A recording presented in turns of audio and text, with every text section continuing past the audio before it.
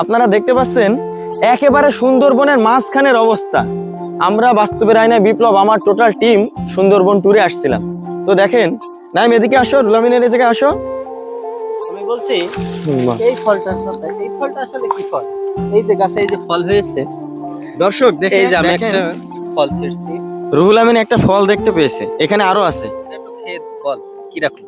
এটা খাবো মানে ও চাচ্ছে যে একটু নিয়ে আসো, কাছে নিয়ে আসো ক্যামেরাটা। রুহুল আমিন চাচ্ছে যে এই ফলটা খেয়ে আমি জায়গায় ডেট হয়ে যাই, ঠিক আছে? না, ওর স্বাদটা কেমন শুধু তাই বলো, স্বাদটা কেমন? আচ্ছা, এর স্বাদটা খুবই অসাধারণ। রুহুল আমিন খেয়ে আমাদের দেখাচ্ছে এইমাত্র, খা। এটা তো তোর জন্য ছিঁড়েছি, আমি আমার জন্য একটা ছিঁড়ছি। ওর জন্য একটা ছেড়ছে, আর নাইমের জন্য আমি একটা ছিঁড়ি। দর্শক, এটা যে কি, গাছটার দিকে নিয়ে আসো নাইম একটু। এদিকে গাছটার দিকে জুম করো, গাছের দিকে। এটা সুন্দরবনের একটা গাছ, দেখেন কি ফলন হয়েছে, দেখেন আমাদের হাতে বোঝায় কি পরিমাণে। দেখেন এই ছোট ছোট গুলো দেখেন, একেবারে গাছের দিকে নিয়ে আসো, ক্যামেরা সরিয়ে নিয়ে আসো, একদম গাছে নিয়ে আসো। এগুলা কি ফল, এগুলা গাছে দেখেন কি পরিমাণ ফল হয়েছে। ক্যাকড়া গাছ বলছিল ওটা। ও, এই ক্যাকড়া গাছ না, নিচে ধরো। ক্যাকড়া গাছ বলে এরা। এটাকে বলে কাঁকড়া গাছ। দেখেন এর গোড়াটা দেখেন কেমন, দেখছেন কি ফলন দেখছেন গাছটাতে।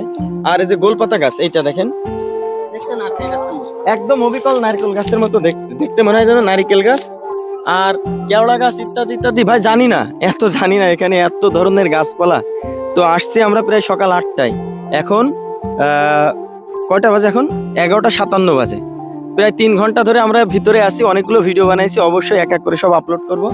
সবাই বেশি বেশি শেয়ার করবেন, লাইক করবেন, পাশে থাকবেন অবশ্যই। ধন্যবাদ।